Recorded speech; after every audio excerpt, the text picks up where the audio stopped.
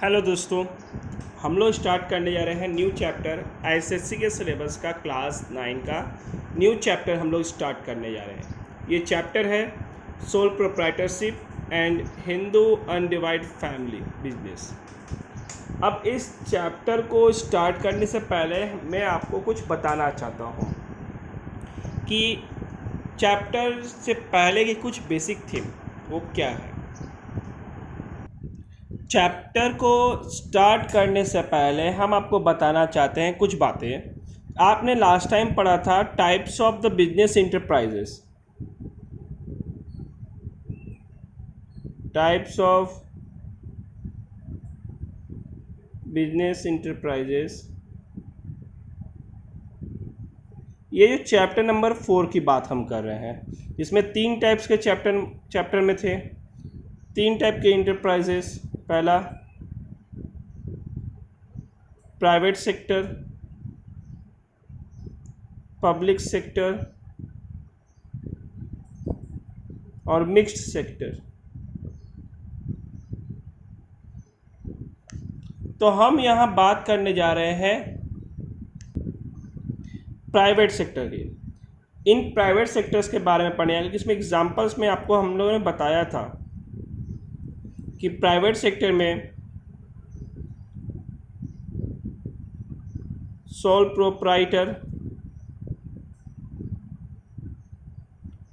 Proprietorship business, Hindu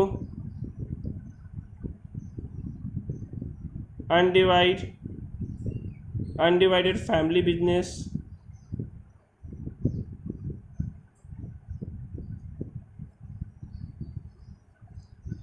partnership business etcetera. ये सब private business है। पब्लिक सेक्टर में क्या है? Central bank, railway, post office, defence etcetera. ये सब पब्लिक सेक्टर इंटरप्राइजेस है। और मिक्स सेक्टर इंटरप्राइजेस जैसे CESC Calcutta electric service corporation, जो कलकत्ता में जो सर्विस प्रोवाइड करती है, इसमें कुछ पोर्शन गवर्नमेंट या कुछ पोर्शन आपके प्राइवेट सेक्टर बिजनेस का इन्वेस्ट है। जैसे आरपी ग्रुप ऑफ इंडस्ट्रीज़ का और वेस्ट बंगाल गवर्नमेंट का कॉम्बिनेशन, मैंने दोनों का ही है। इसे हम सेमी गवर्नमेंट के भी नाम से हम लोग बहुत लोग जानते हैं। तो अब हम आते हैं इनमें से जानने के लिए प्राइवेट सेक्टर बिजनेस, जिसका फर्स्ट एग्जाम्पल सोल प्रोप्राइटरशिप था। हम लोग सोल प्रोप्राइटरशिप बिजनेस और हिंदू अनडिवाइड फैमिली बिजनेस पर हम लोग पढ़ने जाएंगे। आते हैं इनके सिलेबस पर।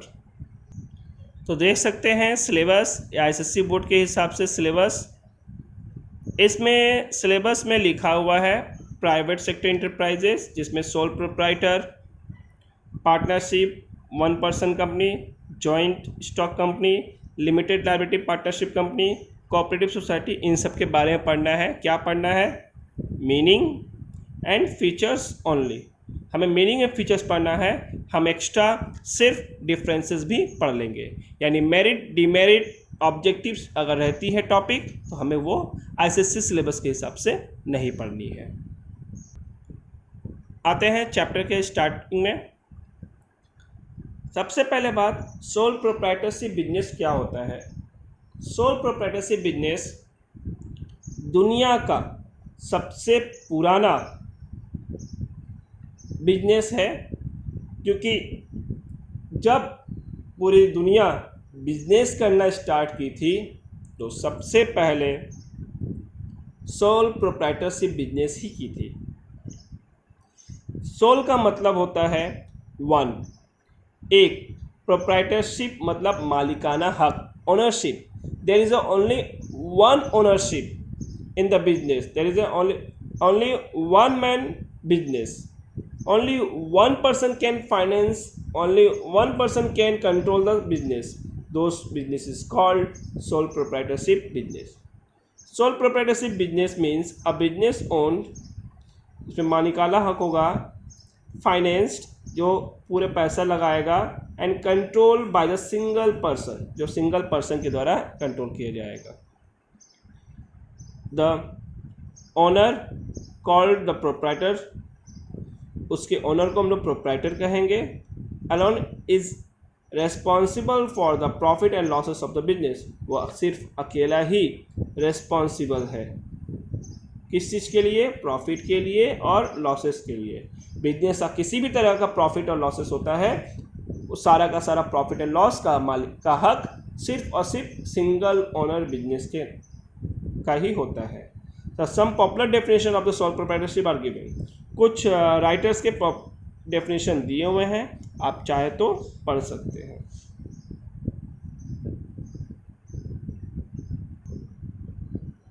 तो आते हैं टॉपिक पर. Features of sole proprietorship business. Single ownership business. A sole proprietorship is wholly owned by the one individual. सिर्फ एक ही इंडिविजुअल्स पर ही रहता है. The individual supplies the total capital from the own wealth or from borrowed fund. यहाँ पर ही अकेला वही person capital supply करेगा, या अपने वेल्थ से या कहीं से लोन उठाकर. फ्रॉम बोरोड फंड मतलब लोन लेकर, किसी से उधार लेकर. ओन वेल्थ अपने प्रॉपर्टी से. कैपिटल इन्हीं दो जगह से, एक जगह से वो कंट्रीब्यूट कर पाएगा. One man control. प्रोप्राइटर्स अकेला ही सारा डिसीजन लेता है बिजनेस का, उसे किसी तरह का कंसल्टेंट करने की ज़रूरत नहीं पड़ती है, किसी से वो कंसल्ट नहीं करता है.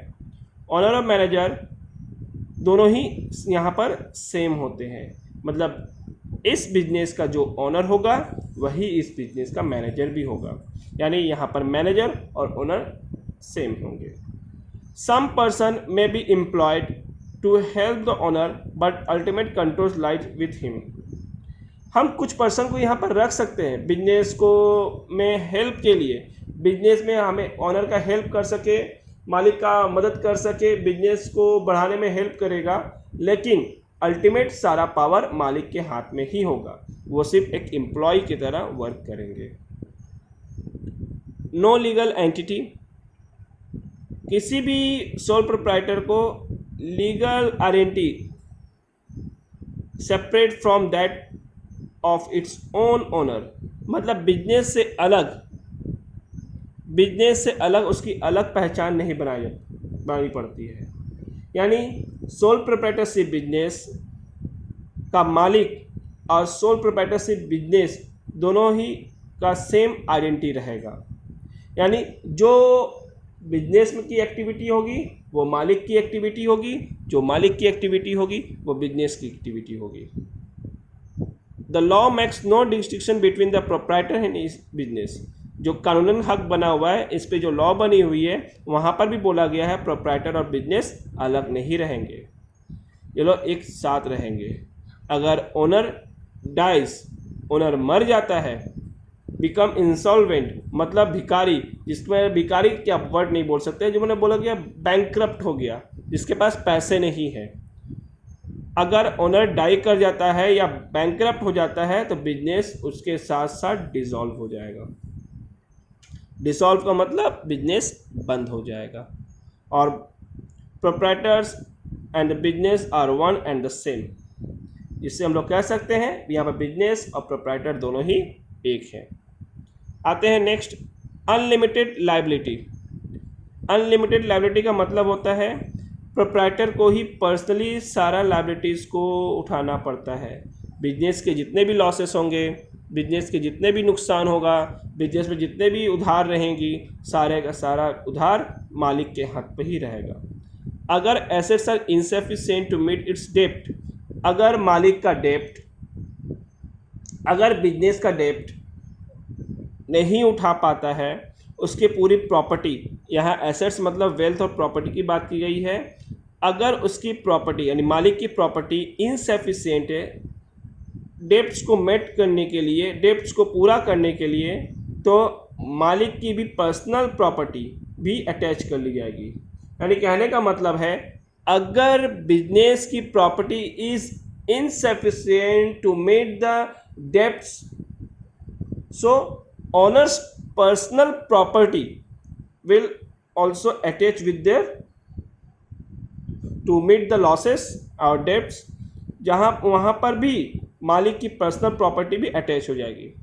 नो प्रॉफिट शेयरिंग, मालिक की यहाँ पर किसी तरह का प्रॉफिट शेयरिंग नहीं होगा। नो प्रॉफिट शेयरिंग का मतलब हो गया यहाँ पर मालिक किसी तरह का प्रॉफिट शेयरिंग नहीं करेगा, यानी पूरी की पूरी प्रॉफिट मालिक का हक है। यहाँ पर पूरी प्रॉफिट मालिक रखेगा, अगर लॉस होती है तो लॉसेस भी। ये बिजनेस बहुत छोटे टाइप का बिजनेस होता है, ज़्यादा बड़ा नहीं हो सकता, क्योंकि सोल ट्रेडर के पास हेवी फंड तो हो नहीं सकता और ना ही बहुत ज़्यादा मैनेजरियल स्किल की ज़रूरत पड़ती है, ना ही होती भी है, तो इसीलिए ये बिजनेस छोटा रहता है। नो लीगल फॉर्मेलिटीज़, इस बिजनेस को स्टार्ट करना, मैनेज करना और बंद करना, required to start, manage and dissolve, tough नहीं है, इजी है। यानी यहाँ पर किसी तरह का लीगल फॉर्मेलिटीज़ का बाउंडेज नहीं है, बर्डन नहीं है, तो आराम से ये बिजनेस किया जा सकता है। अब आते हैं हम न्यू टॉपिक पर, definition and features of Hindu undivided family business. Hindu undivided family business, इस बिजनेस के नाम से ही समझ में आ जा रहा है, ऐसा हिंदू परिवार जिसकी फैमिली बिजनेस अभी तक बटी नहीं है। यानी इसे दूसरे नाम से हम लोग बोल सकते हैं जॉइंट हिंदू फैमिली बिजनेस, यानी दूसरा नाम जॉइंट हिंदू फैमिली बिजनेस। इस बिजनेस को बोला जाता है जहाँ पर ओन अब मैनेज किया जाता है members of the joint Hindu family, जो उस परिवार के, हिंदू परिवार के सदस्य हैं, वही उस परिवार के सदस्य ही इस बिजनेस का मालिक होता है और इस बिजनेस को मैनेज कर सकता है, जिसे हम हिंदू अनडिवाइड फैमिली बिजनेस के नाम से जानते हैं। ये जो गवर्न होता है हिंदू सक्सेशन एक्ट के थ्रू होता है, मतलब इसी एक्ट के तहत ये बिजनेस पूरी ऑपरेट की जाती है। This form of business is created by the law of succession, जो लॉ है उस लॉ के तहत ही ये बिजनेस को क्रिएट माने बनाया जाता है। The joint Hindu family form of the business is one in which the family possess some inherited property, जो पीढ़ी दर पीढ़ी चली आ रही है, जो इस परिवार से ताल्लुक़ रखते हैं, जो इस परिवार में ही जन्म लेंगे, वही इस बिजनेस से रिलेटेड होंगे। इनकी जो पीढ़ी दर पीढ़ी जो प्रॉपर्टी होगी वही इस बिजनेस में इन्वेस्ट की जाती है, या फिर अलग से भी हम बिजनेस में अगर इन्वेस्ट करना चाहें तो कर सकते हैं। The share of ancestral property is inherited by the male members from his father, grandfather, great grandfather। यहाँ पर जो प्रॉपर्टी होगी वो बिलोंग्स करती है, सिर्फ मेल मेंबर्स में बिलोंग करेगी, जैसे फादर, ग्रेट ग्रैंडफादर और ग्रैंडफादर, इन सब से बिलोंग करेगी, माने ये पीढ़ी दर पीढ़ी चली आती है। 3 successive generation can be simultaneously inherit the ancestral property. यहाँ इस बिजनेस में सिर्फ 3 पीढ़ियों तक का ही अधिकार होता है। All the male members having a share in the family property are known as coparceners. इसके मेंबर को कोपर्सनर्स कहते हैं और जो सबसे ओल्डेस्ट मेंबर होगा उसे हम कर्ता कहेंगे। अब आते हैं इस डेफिनेशन को इलॉबरेट करके समझाने की बात। हिंदू अनडिवाइड फैमिली, जिसे HUF कह सकते हैं, इसमें क्या होता है, हिंदू अनडिवाइड फैमिली के बेसिक टर्म्स जाननी पड़ेंगी।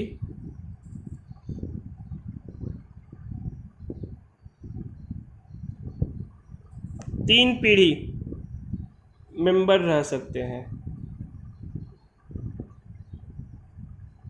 यानी number of member, no limit. Maximum के लिए कोई लिमिट नहीं है।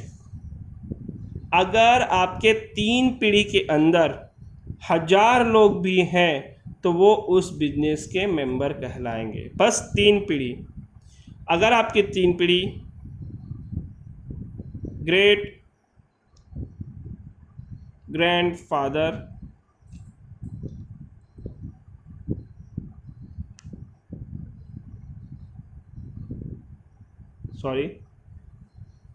ग्रैंडफादर और फादर सन, देखिए 4 पीढ़ी हो रही है। ग्रेट ग्रैंडफादर, ग्रैंडफादर, फादर, सन, ये 4 पीढ़ी है। इस 4 पीढ़ी में सिर्फ 3 पीढ़ी यानी फर्स्ट 3 जो पीढ़ियां हैं उनको ही अधिकार रहेगा इस बिजनेस में, यानी ग्रेट ग्रैंडफादर, ग्रैंडफादर और फादर। सन को किसी तरह का अधिकार अभी नहीं मिलेगा उस बिजनेस में, सिर्फ 3 पीढ़ी तक रहती है। अगर ग्रेट ग्रैंडफादर डेथ कर जाते हैं तो ग्रैंडफादर, फादर और सन को उस अधिकार को मिल जाएगा। अब आती है क्वेश्चन, इस बिजनेस में अगर सन की शादी हो जाती है, सन मैरिड वाइफ से शादी कर लेती है, तो वाइफ को मालिकाना हक नहीं मिलता है। यानी जो फीमेल पर्सन्स है उन्हें किसी तरह का मालिकाना हक यहाँ पर नहीं मिलेगा। अगर सन डेथ कर जाता है तो इस सन के हिस्सा जो होता था, इस सन को जो शेयर मिलता था वो वाइफ को मिलेगा। अगर किसी का अगर कोई मेल पर्सन डेथ कर जाता है, उसके वाइफ को यानी उसके स्पाउस को ही वो हक मिलता है, बट एक्टिविटीज़ पर नहीं। उनका जो शेयर होगा वो शेयर वाइफ को मिलेगा। अब आती हैं इस बिजनेस की और भी कुछ बातें जानने की। इस बिजनेस में जो हेड होते हैं वो जो ओल्डेस्ट होंगे उस फैमिली के, उसे, जैसे मैंने फर्स्ट 3 पीढ़ी बोला था, ग्रेट ग्रैंडफादर, ग्रैंडफादर और फादर, तो great grandfather is the head of the business, जिसे हम कर्ता कहते हैं, और अदर पर्सन को को-पर्सनर्स। तो ये रहा डेफिनेशन HUF का। अब आते हैं नेक्स्ट पॉइंट में, features characteristics are the same. तो आते हैं जॉइंट हिंदू फैमिली के मेंबरशिप पर। यहाँ पर मेंबर बनना मतलब फैमिली के virtue of his birth in his family. उस फैमिली मेंबर का अगर मेंबर बनना चाहते हैं तो बाहर से हम किसी को मेंबर नहीं बना सकते हैं। इस परिवार में जो जन्म लेगा उसी को ही मेंबरशिप का अधिकार रहेगा। यहाँ पर मेंबरशिप बनने के लिए किसी तरह का फॉर्मल एग्रीमेंट करने की ज़रूरत नहीं है। फॉर्मल एग्रीमेंट मतलब जहाँ पर रिटेन तरीके से हम एग्रीमेंट तैयार करें और कॉन्ट्रैक्ट करते हों, ऐसी कोई कॉन्ट्रैक्ट करने की ज़रूरत नहीं है। यहाँ पर मेंबरशिप की रेस्ट्रिक्शन इस 3 सक्सेसिव जनरेशन, सिर्फ 3 पीढ़ियों तक ही अलाउ है। यानी मैंने कहा था ग्रेट ग्रैंडफादर, ग्रैंडफादर और फादर। तो मेंबरशिप में 3 पीढ़ियाँ ही रह सकती हैं यहाँ पर मेंबर, ग्रेट ग्रैंडफादर, ग्रैंडफादर और फादर। सन को वहाँ पर नहीं मिलेगा मेंबरशिप। अगर इन 3 पीढ़ियों में अगर सन आती है यानी ग्रैंडफादर, फादर और सन, तब जाकर उसे उस हिंदू अनडिवाइड फैमिली में मेंबरशिप यानी को-पर्सनर्स कहा जाएगा। अगर किसी मेल को-पर्सनर्स डेथ कर जाता है, अगर कोई मेल को-पर्सनर्स डेथ कर जाता है, a deceased of co-partners will have a share after the death of the co-partners.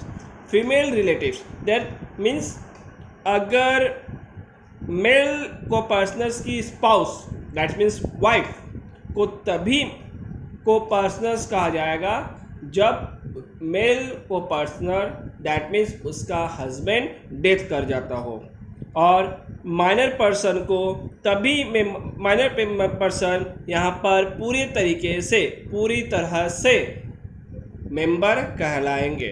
मतलब बॉर्न होते ही वो हिंदू अनडिवाइड फैमिली का मेंबर बन जाता है। अब आते हैं next point, management. Hindu undivided family में मैनेजमेंट कर्ता के द्वारा किया जाता है। कर्ता कौन होता है? जो बिजनेस का हेड होता है और फैमिली का सबसे ओल्डेस्ट पर्सन होता है, उसी के द्वारा ही सारा मैनेजमेंट किया जाता है, वो कहलाता है कर्ता। लायबिलिटी, कर्ता की लायबिलिटी अनलिमिटेड होती है और मेंबर्स की लायबिलिटी लिमिटेड। मतलब कर्ता को छोड़कर बाकी सभी मेंबर्स की लायबिलिटी लिमिटेड है और सिर्फ कर्ता की लायबिलिटी ही अनलिमिटेड रहती है। Right of accounts, right to accounts, यहाँ मतलब अकाउंट्स का इंस्पेक्शन सिर्फ और सिर्फ कर्ता कर सकता है या कर्ता के अप्रूवल पर कोई को पार्टनर्स कर सकेगा। ऐसे किसी भी को पार्टनर्स को अलाउ नहीं है अकाउंट चेक करने का। अगर वो चेक करना चाहता है तो कर्ता से डिमांड करना पड़ेगा।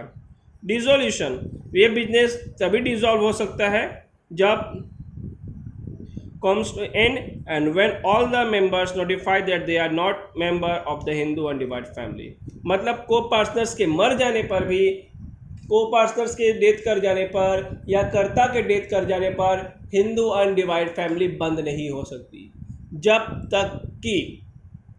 जब तक को पार्टनर्स यानी जो फैमिली मेंबर्स थे वो अपने आप को घोषित कर दे, अपने आप को डिक्लेयर कर दे they are not member of this family members और कर्ता ना हो, यानी कोई को पार्टनर्स और कर्ता नहीं रहेगा तो वो family Hindu undivided family dissolve हो जाएगा।